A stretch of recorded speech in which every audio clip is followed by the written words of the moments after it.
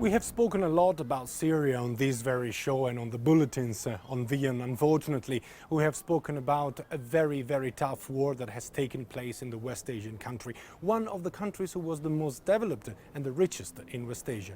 And unfortunately, once again, we are talking about war because the war is not over in Syria. There is the last rebel-held bastion in the northwestern part of the country, and currently the Syrian and the Russian forces are targeting the rebels staying there. But not only them, there are civilians dying and also hospitals are being targeted.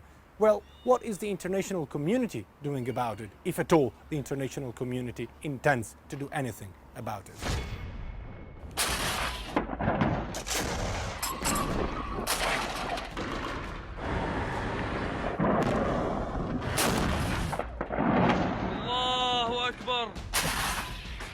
Fighting goes on in Syria's last anti-Assad rebel-held bastion of Idlib. The brutal military campaign the Syrian and Russian forces are conducting seems to follow the same script as other previous battles in Syria. Idlib has been encircled and isolated from the rest of the country, and a blame game has started.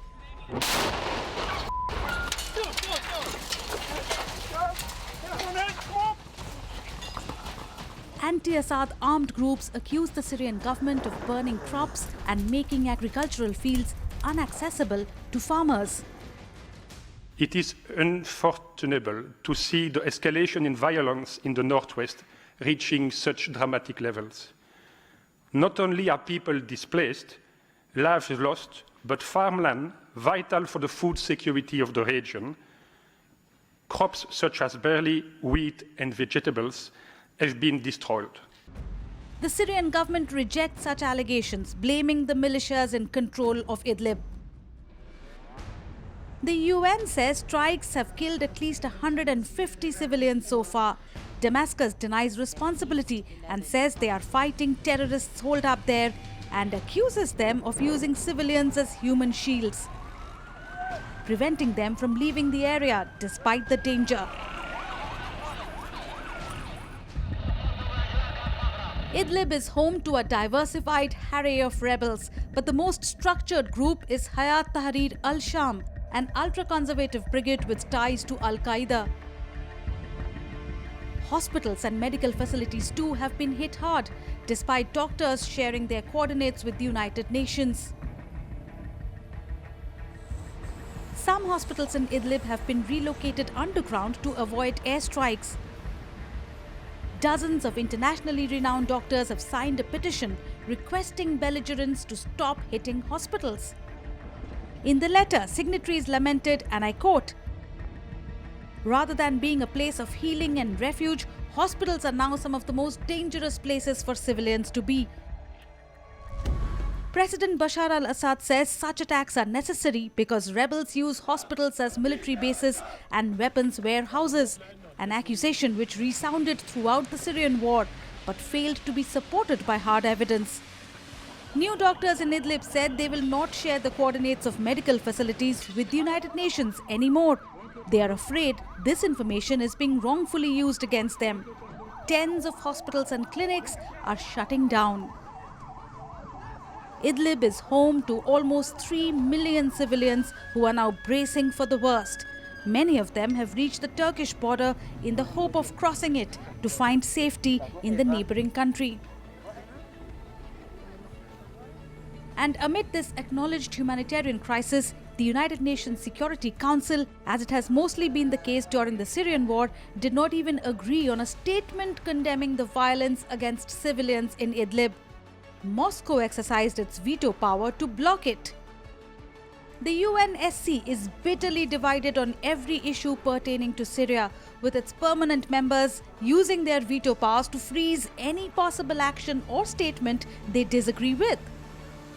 Moscow is fighting alongside the Syrian government, and it will never allow any UNSC resolution against Russia's allies, generating an impasse which has made the international body ineffective, depriving it of the mandate of guaranteeing more global security.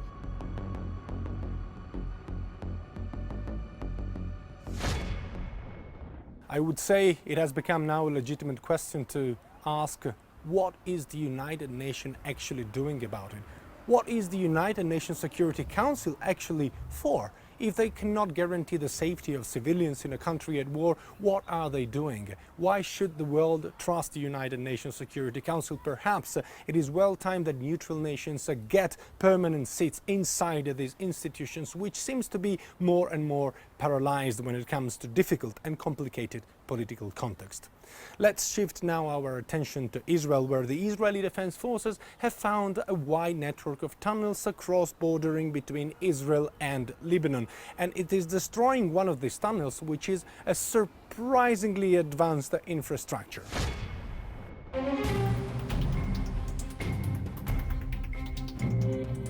The Israeli Defense Forces are destroying 6 cross-border underground tunnels they had discovered 6 months ago. Tel Aviv states that the powerful Lebanese Shia militia party, Hezbollah, built the tunnels to conduct attacks and ambushes inside Israel in case a conflict breaks out. Hezbollah and the Israeli Defense Forces fought the last war in 2006, in which Lebanese militiamen made extensive use of underground tunnels to ambush Israeli forces.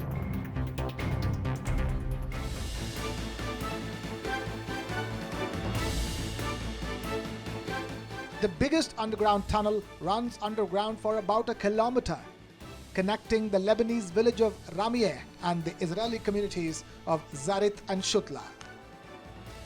Unlike many of the rudimentary tunnels crossing into Israel from Gaza, this gallery is a sophisticated and fully equipped infrastructure running very deep underground. It has solid walls, stairs, and it is rigged with electrical wires. The ceiling is high enough to allow men carrying equipment to walk without crouching.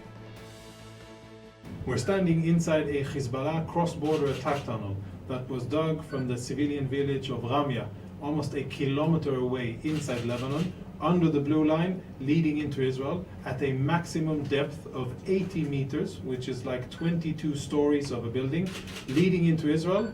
Hezbollah dug this tunnel as well as other tunnels in order to have the ability to surprise Israeli civilians and the IDF inside Israel and to attack Israel. After Operation Northern Shield, Hezbollah no longer has the ability to conduct such attacks against Israel. The tunnel also has a railroad and air conditioning, indicating that it might have taken years for Hezbollah to build it. The Lebanese militia party's leader, Hassan Nasrallah, never specifically said if these galleries were part of his group's network of infrastructure. Israeli military engineers will neutralize the tunnel by filling it with liquid concrete. Underground cross-border tunnels violate the so-called Blue Line, a border demarcation the United Nations established between Israel and Lebanon. The UNIFIL, the United Nations interim force in Lebanon, headquartered in the area, acknowledged and confirmed the existence of the tunnels, giving the green signal to the Israeli forces to destroy them. It really seems that the Israeli army managed to deliver a very hard blow to the militia party Hezbollah, destroying all these infrastructures, which would have helped eventually Hezbollah militiamen to infiltrate Israel in order to fight a potential war between the two countries. We remain now in Israel with another story. Unfortunately, we're shifting on a lighter note. The TV series Fauda is launching the 3rd series. Well, if you haven't watched it, you may want to catch up and watch the first 2 seasons, but it is launching with a lot of critiques also.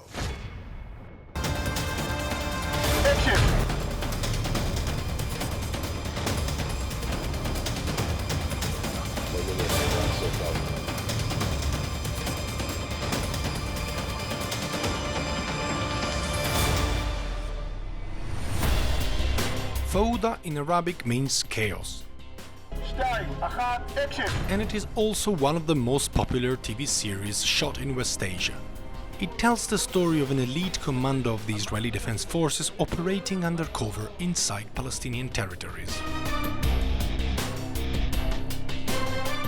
Doron The main character leads his team on a hunt to capture and kill a terrorist known as the Panther, which they believed they had already killed.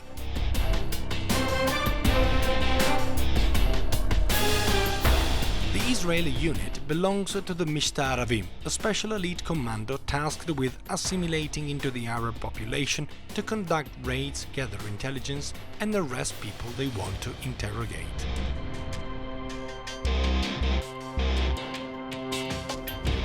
The show became a success all over the world and is now entering its third season, which will be staged in the Gaza Strip, and it is way more challenging than it sounds. It's quite challenging from two perspectives. First of all, we're trying to deal in part of the show with Gaza, meaning that our team is in Gaza at some part of the third season. And how can you make a location in Israel to look like Gaza? We cannot go to Gaza, of course, and to shoot it. So this is why it's so challenging to find the right places that would give the feeling that we're almost there. Then on the second level is that Gaza, it's a very problematic issue for the Israeli audience. It deals with one of the biggest fears of the Israeli audience, maybe because of Gilad Shalit's 5 years in prison over there, maybe because people do not know Gaza. So many few people were in Gaza, and this is why it's also, we know that we're touching something very sensitive at the heart of the Israeli audience, and it's not going to be easy. Fans wait to see how the producer will manage to replicate a place they have never seen, and so do the critics. Many have criticized the Fauda for being too pro-Israel, portraying Israeli soldiers as heroes and Palestinian characters either as terrorists or as their supporters. We're trying to bring also the human side, even though they are our enemies.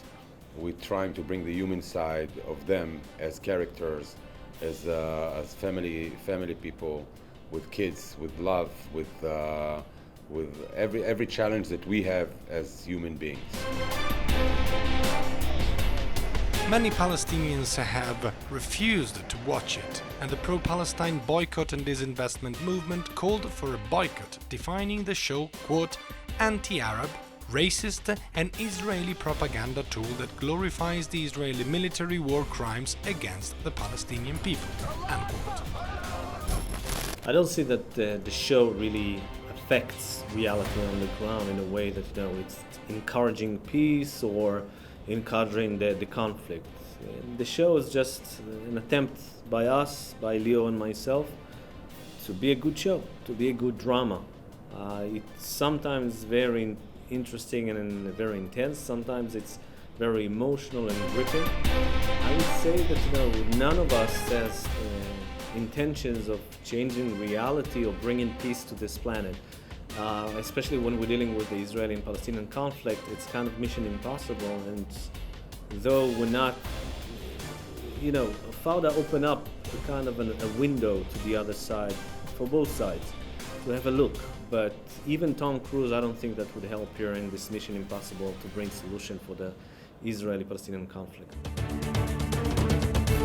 The show does provide, though, a glimpse into some aspects of life amid one of the longest unresolved conflict in contemporary history. Many things that you would see in Fauda are in a kind of dialogue with reality. It's not that 100% that happened in reality, but we were inspired by true stories. We were inspired by true characters, and sometimes we invented characters and stories that we found later in reality. So it's a kind of a dialogue in between reality and fiction that makes Fauda what it is. The release date has not been made public yet, and to gather an opinion, there is no better way than watching the first 2 seasons if you still haven't.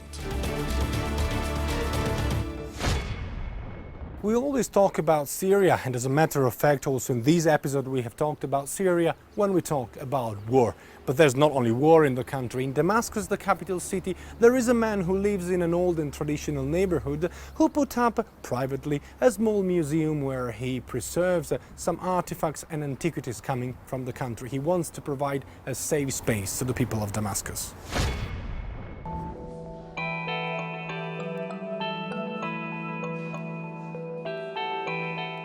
West Asia is a region rich in history and heritage. Syria is among the countries in the region to host some beautiful archaeological treasures.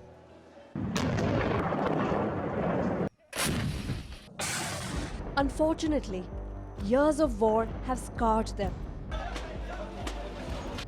The ancient city of Palmyra was the worst affected. The Islamic State terror group called it sinful and dismissed it as pre-Islamic symbol. Preserving history is an important mission here in West Asia. Both intangible and tangible heritage are taken very seriously. In Damascus, thanks to people, vestiges of Syria's past have been kept safe inside private homes. Like this private museum in Syria's capital city, Damascus, which boasts of more than 3,000 antiques.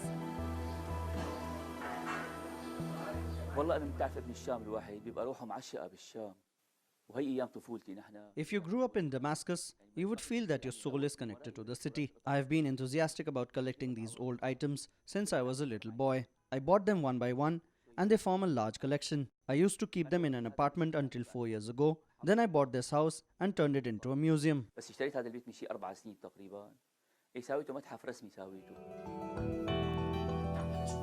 The small museum is a hidden gem located in an old, traditional neighborhood of Damascus.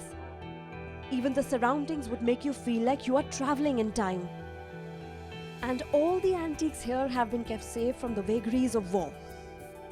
The Barca sees this place not only as a way to preserve Syria's identity and history, but also as a safe space where he can forget everything and just be. There are many wars outside, so I came here so that I could forget the misfortunes outside. I just sit here, dust my antiques, repair the damage, and fall into memories. This is my way of life amid the influence of war. At times you could find a bard singing a song of epic wars and West Asian history. An ancient tradition belonging to times when word of mouth was the only way to pass on history. A tradition which is unfortunately disappearing.